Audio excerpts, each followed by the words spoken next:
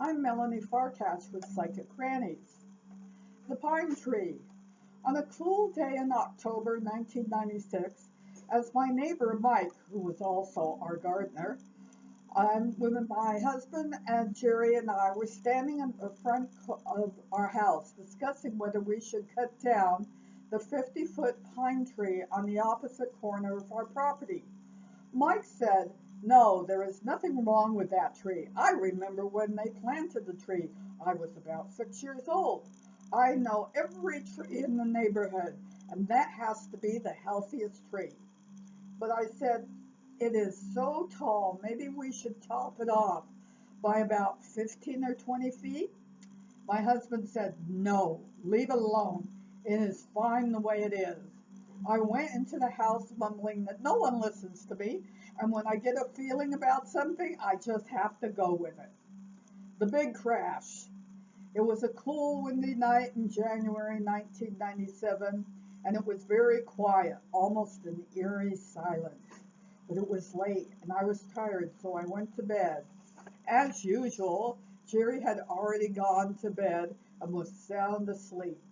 I woke up by a loud crash and I sat up in bed.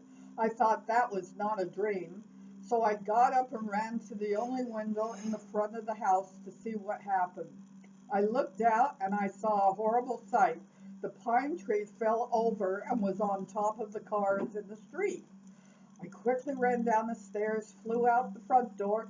The sight was horrifying. This tall pine tree came up out of the ground by its roots, then fell across the sidewalk, parkway, and across Jerry's El Camino. I ran back into the house and up the stairs, yelling for Jerry to get up and go see what happened. Jerry flew out of the bed and pulled on his pants and shoes. We ran back downstairs and were met by Mike from next door. Jerry said, "What time is it?" Mike said it was 6 a.m. The three of us ran to the tree, and then Jerry realized it was lying across his car. Mike yelled, "I am going to get the chainsaw." He ran back to his house. Jerry went into the house and called his boss. He told his boss that he would be late if he could get his car working. When he finally got all his tools together, he went out front, and there was Mike with his chainsaw, getting right to work. Then the neighbors came out to see what was going on and to see if their cars were okay. The neighbor's car on the left side of us did not get touched. Mike's sister-in-law's car was on the right side of Jerry's car and was not damaged also. Only Jerry's car was hit.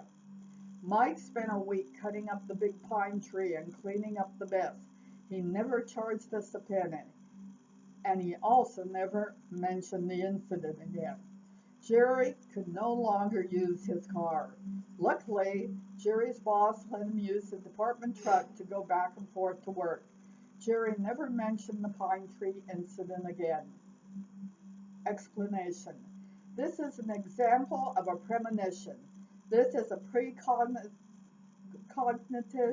or knowledge of things that will come in the future.